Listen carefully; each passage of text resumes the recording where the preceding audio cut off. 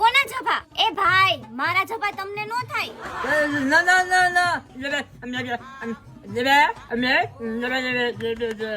અચ્છા, ભૂખ લાગી હે.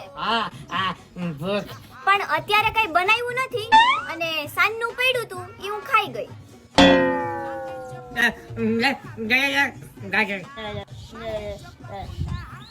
નખ કાપવા હે.